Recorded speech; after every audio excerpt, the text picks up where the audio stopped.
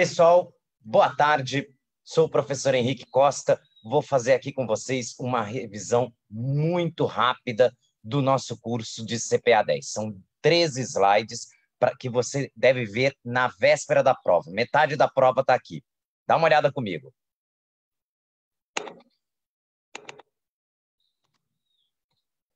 Essa é uma revisão que a gente costuma passar no final dos nossos cursos. Então, vou apresentar para vocês aqui um pouco sobre o que nós falamos nos 15 minutos finais da nossa aula. Primeira coisa que você precisa saber para fazer a prova é para que você está fazendo ela. Isso te ajuda demais a entender as perguntas. Então, nós estamos falando da certificação de CPA 10, que serve para quê? Para explicar produtos de investimento aos clientes. É este o grande foco desta prova, E aí, o que você precisa saber bastante? Fundos de investimento e ética, porque é um cliente comum. O que um cliente comum vai fazer na agência? Ele vai aplicar no CDB, numa poupança, num fundo mais conservador.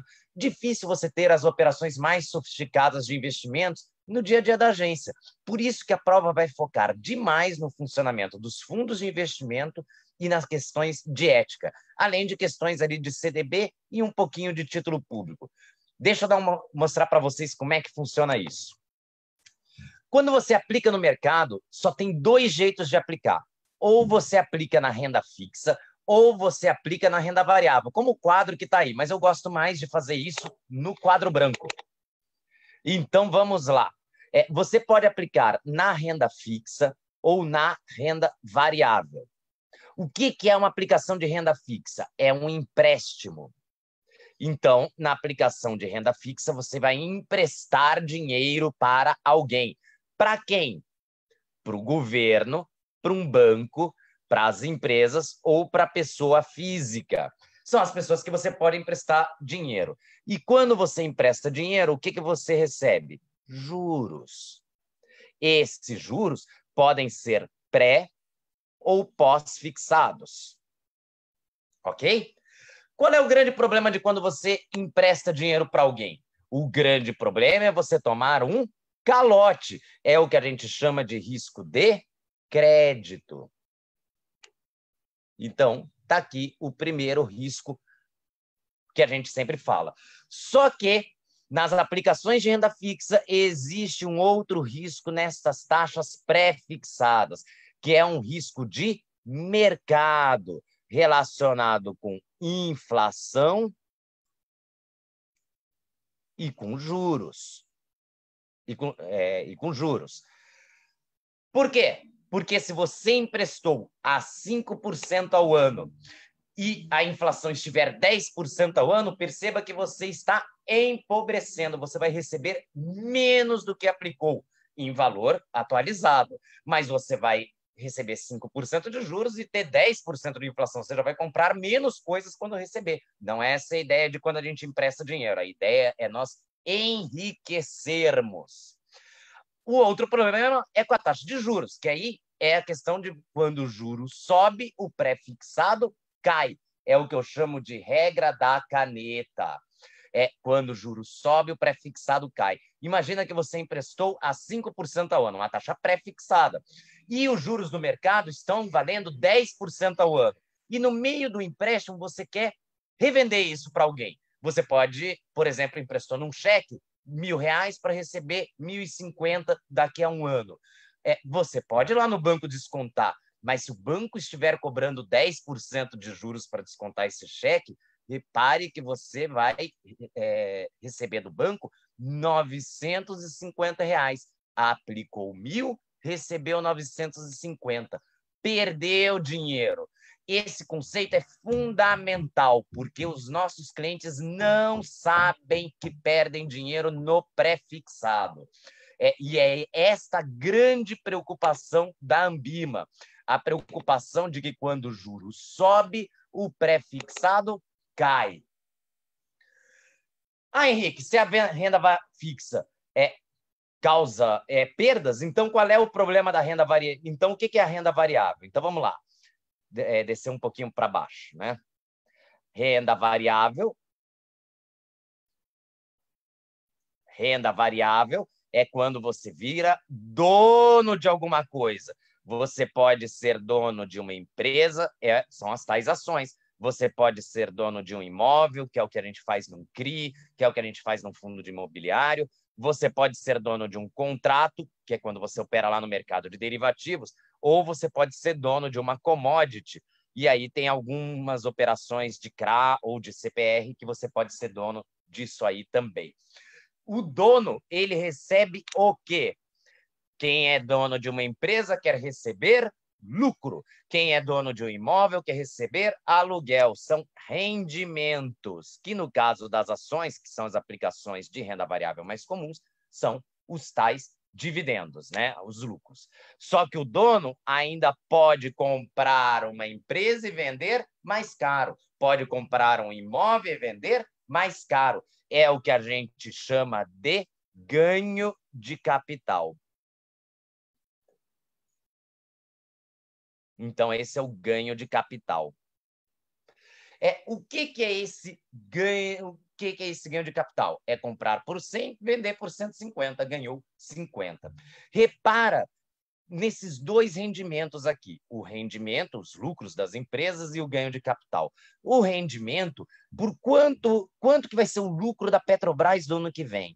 Do Banco do Brasil, do Itaú, do Bradesco, do Santander, quanto que vai ser? Ninguém sabe, depende do mercado, né? Esse ano todo mundo achava que ia lucrar bastante, deu coronavírus, perdeu, né? É o mercado, são riscos de mercado. E o ganho de capital, além do risco de mercado, tem mais um risco. Você pode comprar por 100 e vender por 150. O problema é achar um comprador. É o que a gente chama de risco de liquidez. Então, na renda variável, você tem um risco de mercado mais alto do que na renda fixa e tem um risco de liquidez mais alto do que na renda fixa. Porque na renda fixa você emprestou o dinheiro, quando acabar o empréstimo, a pessoa te dá um calote, ela te devolve o dinheiro. Mas na renda variável, você aplica um dinheiro e nunca mais resgata. Você vai ter que vender este produto lá nos mercados de capitais de bolsas de valores, ok? Esse, para mim, é o conceito mais importante da prova. Todas as provas, CPA 10, 20, CE, todas elas precisam ter esse conceito muito bem estabelecidos.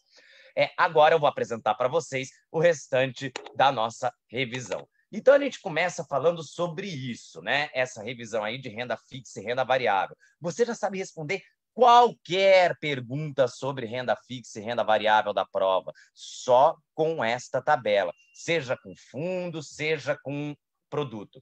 Henrique, você não falou de fundo. Fundo nada mais é do que um intermediário, um intermediário entre você e o mercado de renda fixa, se for um fundo de renda fixa, ou de renda variável, se for um fundo de renda variável. E pode ainda ser um multimercado que vai atuar nos dois mercados. Nada além disso é o fundo. É um representante seu no mercado. Você pode operar direto ou operar por meio de um fundo.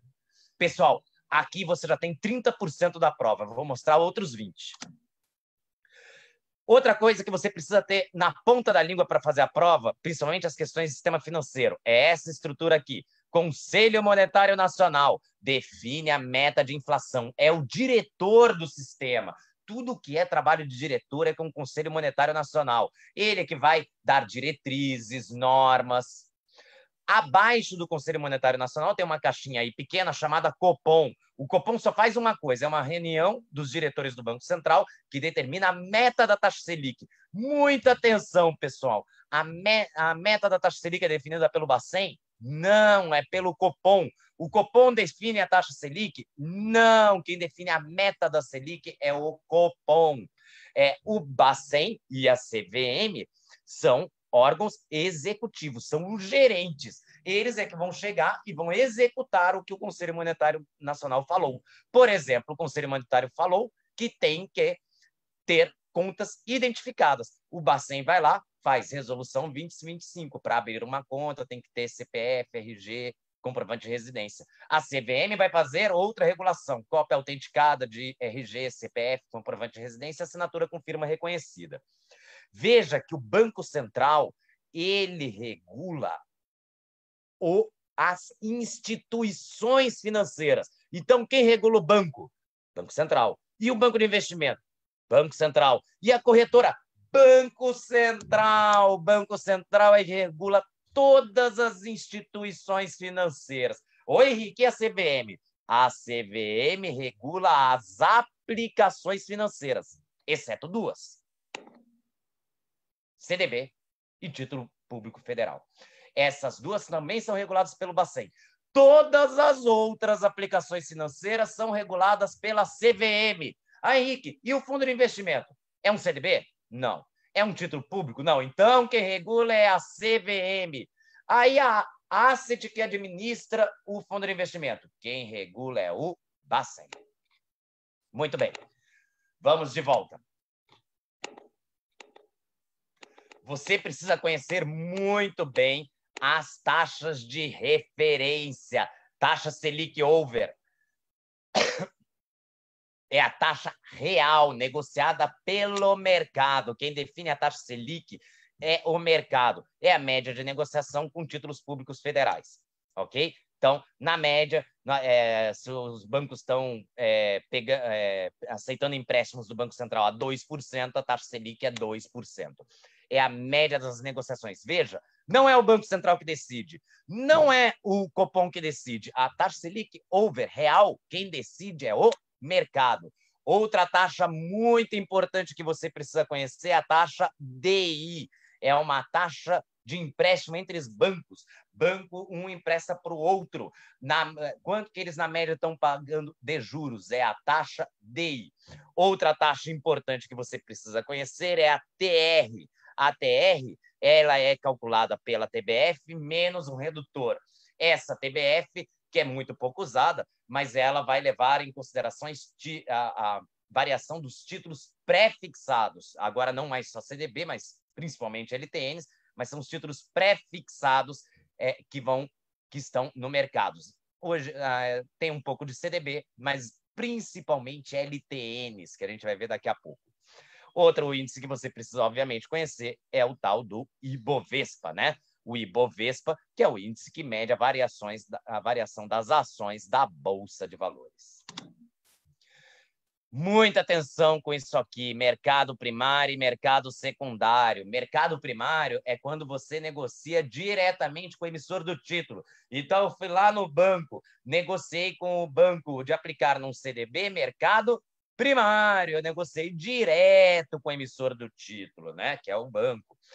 Mercado secundário. O que é mercado secundário? É quando eu vendo a minha aplicação para um outro investidor. Por exemplo, eu vou lá na Bolsa de Valores e vendo a minha ação na Bolsa. Quem comprou foi um outro investidor, não foi a Bolsa que comprou. Ela não é uma caixa de dinheiro, né? Quem comprou foi um outro investidor. A Bolsa só fez a intermediação. Este é o mercado secundário. A Bolsa de Valores está no mercado secundário. Então, nenhuma empresa lança ação na Bolsa. Elas lançam ação no mercado primário, pelos tais IPOs. Aí você vai lá, compra as ações direto da empresa. Quer vender? A empresa não compra de volta. Você vai ter que procurar um comprador lá na Bolsa. Bolsa é mercado secundário, ok? Muito bem. Pessoal que ouve falar de vez em quando, conversa com o pessoal mais antigo, isso foi muito marcante na prova, mas não cai mais, tá bom? Os princípios éticos, ninguém gaste tempo estudando isso. Tem material desatualizado por aí, muito cuidado. Tem gente que já fez a prova 2, 3 anos atrás e lembra que tinha que decorar isso aqui, não cai mais. Os fundos, o que eles têm que fazer, né? Os fundos têm que ter prospecto ou lâmina, ok? Ou formulário de informações complementares. Informações complementares. Tem que ter um dos três. É tudo a mesma coisa. Isso aqui é uma página com as principais informações do fundo. Isso aqui são 2 páginas. E isso aqui são várias páginas, né? Tudo a mesma coisa. Tem as mesmas informações. Normalmente se usa formulário de informação complementar para fundo mais simples e prospecto para fundo mais complexo, né? O que tem nessas aí? Tudo que é importante. Então, se você achar uma coisa importante, está sim no prospecto, está na lâmina, está no formulário de informações complementares. O regulamento é o regulamento do fundo, está em juridiquês, ninguém entende nada, é um troço muito grande. E a única coisa que eu quero chamar a atenção é que não trata de política de investimento, porque isso quem trata é a assembleia de acionistas, de cotistas, ok? Os fundos também vão ter que ter o termo de adesão, que é onde você assina, vão ter que ter o formulário de ciência do risco e vão ter que fazer marcação a mercado, ok? E muita atenção aí na lavagem de dinheiro, crime de colocação de lavagem de dinheiro. Agora não cai mais os nomes, mas você tem que saber quais são os crimes. Colocação é quando eu coloco um dinheiro ilegal dentro do sistema financeiro. Ocultação é quando eu escondo o dinheiro. E integração é quando eu emito nota fria, finjo que estou fazendo uma relação comercial que não é real. Ok? Uma outra coisa que eu quero mostrar aqui para vocês, mas essa eu vou mostrar na minha tela branca, né? Switchability. Análise do perfil do investidor. Muita gente confunde as duas coisas, mas não é.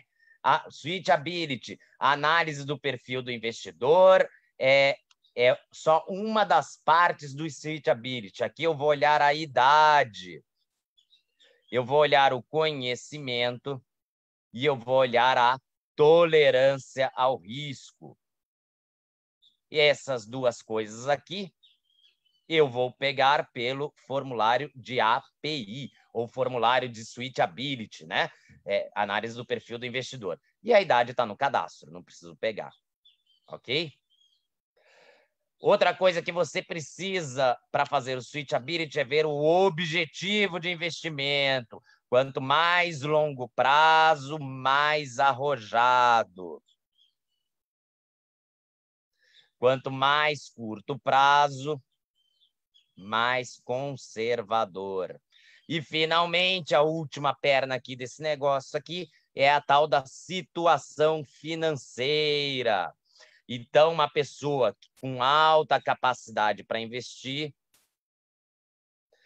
pode ser mais arrojado. E uma pessoa com pouca capacidade para investir tem que ser conservador, ok? Então, switchability faz análise do perfil do investidor, analisa o objetivo e veja a situação financeira. Se o perfil deu arrojado, o objetivo é de longo prazo, mas a situação financeira é ruim, a pessoa não tem capacidade de investimento, tem que fazer aplicações conservadoras. O que são aplicações conservadoras? Pós-fixadas, renda fixa pós-fixada. Opa, vou fazer aqui melhor. Renda fixa pós-fixada. Isso é aplicação conservadora, ok? Conservadora. E a renda fixa pré-fixada é para quem? É para moderado. Moderado pode estar na aplicação renda fixa pré, porque tem risco de mercado. Se o juro sobe, o pré-fixado cai, né? Pode também estar no multimercado. E para quem que é ações? É para o arrojado, ok? Arrojado é que aplica em ações. Tudo? Não, nunca ninguém pode aplicar tudo em ações, mas uma parte boa. Mais uma parte aqui da nossa revisão, pessoal. Princípios de investimento, nós estamos aqui no capítulo 4, rentabilidade relativa. O que é isso? Rentabilidade relativa é uma rentabilidade que eu mostro em percentual em relação a um benchmark, 90% do DI, 100% do Bovespa, 110% da Selic. Isso é rentabilidade relativa. O que é uma rentabilidade absoluta? É uma taxa fixa, é o conceito do pré-fixado. 8% ao ano, 1% ao mês, 10% ao semestre. Tudo isso são rentabilidades absolutas, pré-fixados. Tem uma taxa e um prazo, na outra tem uma taxa e um benchmark, ok? E aí, já falamos aí do risco de crédito, que é o problema de você tomar um calote, muito fácil. Risco de liquidez, é o risco de você não conseguir vender, muito fácil, e o risco de mercado, que são todos os outros, pessoal. Se não é risco de tomar calote, não é risco de não conseguir vender, é risco de mercado, que pode ser sistemático, todos sofrem, ou ele pode ser diversificável. Isso aqui só tem em ações, tá bom? Ou imóveis, na renda variável.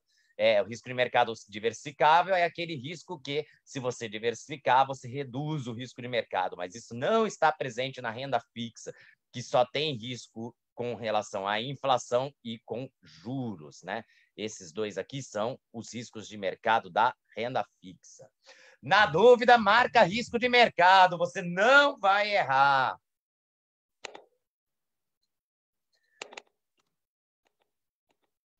Muito bem, aqui é a nossa tabela de títulos, né? Principalmente de títulos públicos. Tem um nome novo, nome antigo, qual que eu tenho que saber? Os dois, não adianta, tem que saber os dois, mas é muito fácil. LFT, T está no fim, é pós-fixado, é o Tesouro Selic. Se você aplicar nisso aqui, você vai receber o que você aplicou corrigido pela taxa Selic do período que você ficou aplicado. Se for um dia, é um dia de taxa Selic, um mês é um mês de taxa Selic, um ano é um ano de taxa Selic, 50 anos é 50 anos de taxa Selic. É o título mais seguro de todos. Você só corre o risco soberano, o risco do governo dar um calote, o que é muito difícil, porque ele é o dono da máquina de dinheiro. Aí nós temos os outros títulos. Se o T está no meio, é pré-fixado, mas cuidado, nem todos são pré-fixados puros, né? Esses dois primeiros são, LTN, Tesouro Pré-fixado, NTNF, Tesouro Pré-fixado com juros semestrais. Qual é a diferença? A diferença é que esse aqui vai te pagar os juros só no final, igual a esse. As L's sempre te pagam juros no final e as N's sempre te pagam juros a cada 6 meses. É o que a gente chama de cupom de juros. Guarda essa palavra que vai aparecer. Tem uma exceção, eu já vou mostrar. Não se preocupem, não. Aí, olha só os de baixo aqui. Temos aqui a NTNB, né? Principal e a NTNB normal. Qual é a diferença? É que a principal é a exceção. É a única que só vai te pagar os juros no vencimento. Não vai te pagar os juros ao longo do período. O Tesouro indexado ao IGPM, a NTNC, praticamente não cai mais. Tesouro indexado a Petax também não cai mais. Aí vamos aqui para os títulos bancários, né? Que são esses títulos bancários? Os títulos bancários têm risco de mercado se eles forem pré-fixados, porque a gente costuma ver CDB no banco só pós-fixado, mas ele pode ser pré-fixado, ok? Tem risco de crédito, banco pode dar calote, mas banco grande tem baixo risco de crédito. Banco pequeno pode ter um risco de crédito mais elevado. E pode ter risco de liquidez, porque o banco não é obrigado a resgatar o CDB antes do vencimento. Ok? Aqui os títulos de empresas, as debêntures e as notas promissórias. Também tem o risco de mercado, crédito e liquidez. Mercado porque podem ser pré-fixadas. Crédito porque a empresa pode dar calote. E tem risco de liquidez, que aí é quase certo que a empresa não vai antecipar o resgate. Se você quiser o dinheiro, vai ter que vender na bolsa. E tem o problema de achar comprador. Aí estamos aqui nas ações e opções, títulos de renda variável, né? Tem risco de mercado e de liquidez, e risco de mercado altão, enquanto isso aqui tem um risco assim, esse aqui o risco é assim, né? Muito mais alto, maior volatilidade tem nas ações, nas opções nem se fala. Tem risco de mercado e de liquidez, mas atenção, ações não tem risco de crédito, você vai virar dono da empresa, não dá para você dar calote em você mesmo. A diversificação dá uma aliviada nesse risco de crédito aqui. E esses outros títulos aqui, o CRI, a CPR e o CCB, são títulos do mercado de securitização. Aqui é onde você está emprestando dinheiro para pessoas físicas ou pequenas empresas. E aí tem risco de crédito alto, tá ok? Os fundos, né? Tem que decorar essa tabela. Tem, mas se você não decorou e está na véspera da prova, decora só esse aqui, ó. Esse aqui também. E esse aqui, que são os que vão cair. Os outros podem cair, mas esses três vão cair. Renda fixa simples, aplica no mínimo 95% em títulos públicos federais. Renda fixa indexada DI, no mínimo 95% em CDB e CDI de Branco Grande. E o de ações, no mínimo 67% em ações.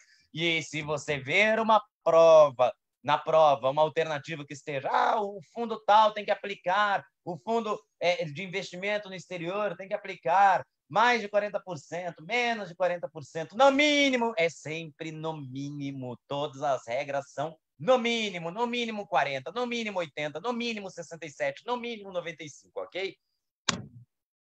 E aí, para nós encerrarmos, Previdência, você tem que saber bem essa diferença do PGBL e o do VGBL com V de vida.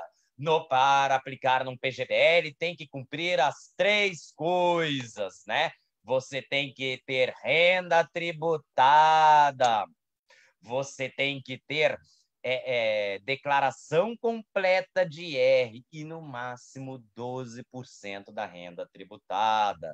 Se cumprir essas três exigências, vai para o PGBL com P de pato. Se uma delas não for atendida, então o plano do seu cliente é o VGBL com V de vida.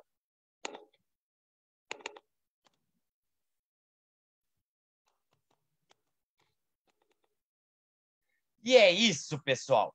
É tão simples quanto. Aqui você tem metade da sua prova. Capricha, vai com calma, tempo não vai faltar. E eu fico torcendo muito por vocês. E depois, se precisar fazer a revisão rápida de CPA 20, vai estar aqui também. Até lá.